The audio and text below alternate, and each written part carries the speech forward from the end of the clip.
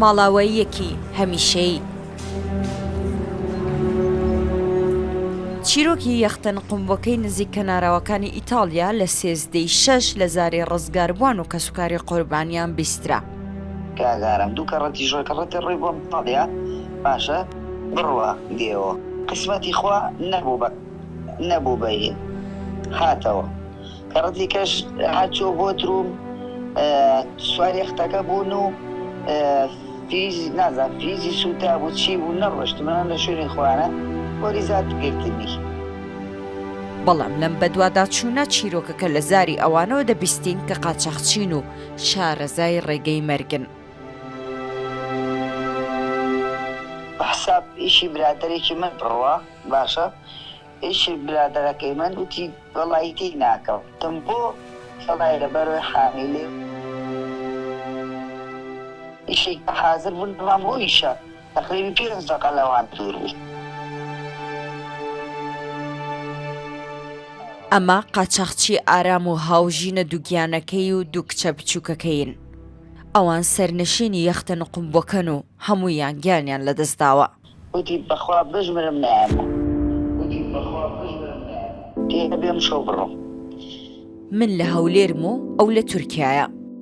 ورد و درەشت هەموو شتێکم بۆ باز دەکات.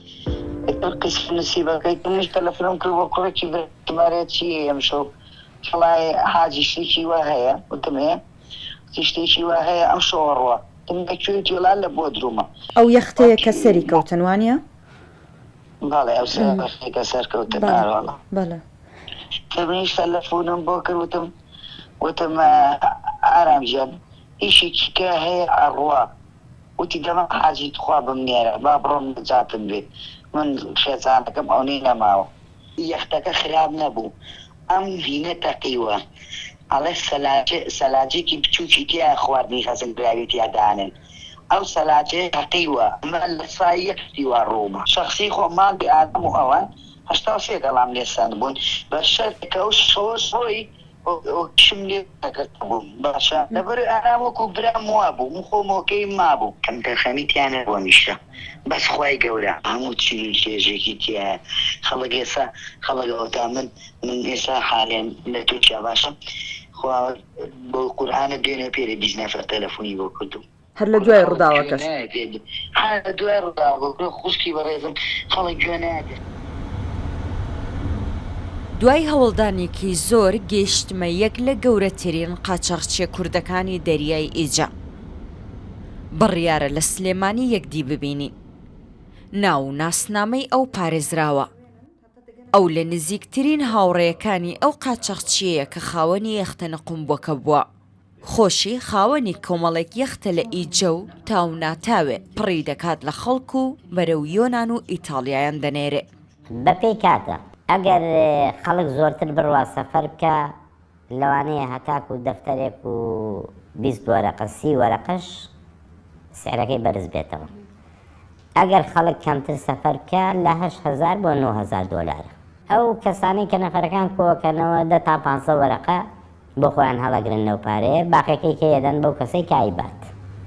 قاچاقچی کە لە تورکیا بەڵێ ئەو کەسەی کە بە یەختەکە ئەمە ساحێبی یەختەکە پارەکە دەنێ ئەوەی کە نەفەرەکان تەسلیمی ئەو کەساکات 10 تا 15 وەرەقە بۆ ئەوە.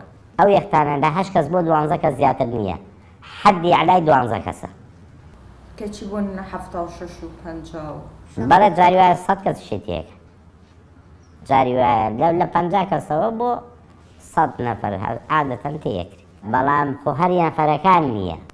کە ئەوەندە نەفەرەی تێئەکرێ بەقەدەر نەفەرەکانیش گاز و ئاو خواردنی تێئەکرێ. یعنی کێشەکەی 6 جار لە 2 جار لە کێشی خۆی قورسترە. یعنی وێختانە هەرە گەورەکانیان لە 10 تەن 12 تەن زیاتر نییە کێشی یەختەکە. بەڵام نەفەرەکان و گاز و ئاو خواردنەکەی کە تێیەکەن لە 15 تەن زیاترە.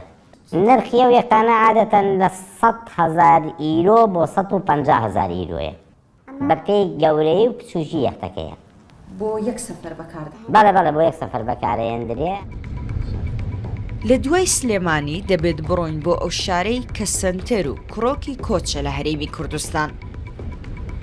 کەم ماڵ هەیە لە ڕانیە کەسێکی لێنە ڕۆشت بێ وە کەسێکی تیانە بێت کە بێر لە ڕۆشتن بکاتەوە. ئێمە ئایلێکی ئامۆزای خێزانم لێرە بە هەمان ڕێگە تووشی ئەم قەزیە بوون و هەم خێزان و کچێکی لە دەستدا لەوێ لە ئاوەکانی وێدا و سێ منداڵیشی ڕزگار کرد هەر لە ئاوەکەیدا.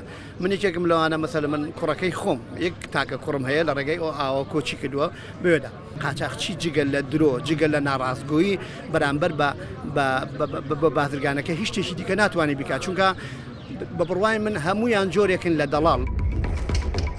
کە لە نێو بازار دانیشت بووم بە ڕۆژی ڕووناک و بە ئاشکرا گەنج دەهاتن و مامەڵەیان لەگەڵ دەڵاڵەکان دەکرد.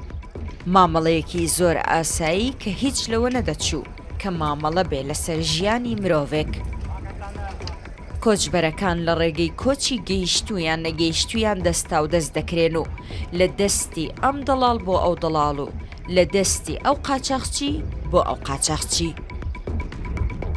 زۆربەی نووسینەکانی فڕۆکەوانی زۆربان دەستیان کردووە بە ئیشی فیزەوەگرتنی تەزویر. ئەوانە دەبن لە مووسڵ و لە هەولێر و لە شوێنانە بە ئەوراقی تەزویر بە تاپۆی تەزویر و بە هەموو شێش تەزویر بە پشگیری کاری تەزویر فیزان بۆ لەگرێسە نرخ یەک فیزەی تووشای لێرەکانە هەتا 4000 دلاری ڕۆیشتووە.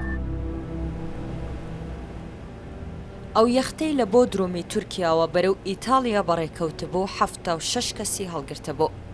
دواتر بەهۆی تەقینەوەی بزوێنەرەکەی و ژێر ئاوکەوتنی 64 کەسیان گیانیان لەدەستداوە کە زۆرینەیان کوردن.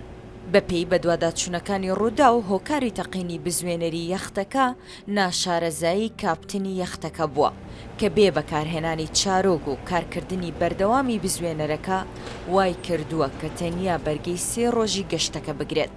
سایقێنت قەپتانی پێڵێ بە سایقەکانیش باش نین پرۆفیشناڵ نین کە ئەو سایقانەی بۆیانن سایقێنن هەفتەیە 10 ڕۆژ فێریانەکەن ویان نێرن لەسەر ئەو GPS و شاشۆشتە. تۆ کە لە یۆنان دەرەچی بەرەو ئیتالیا تقریبا نزیکی 600 کیلۆمەترە.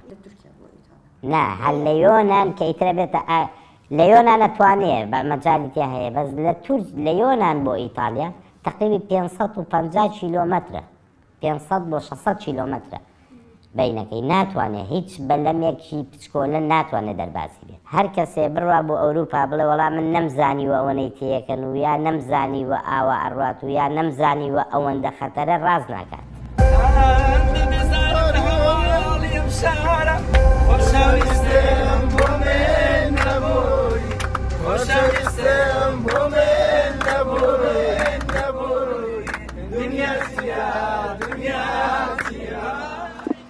پێم سەربەس ڕوودا و هەولێر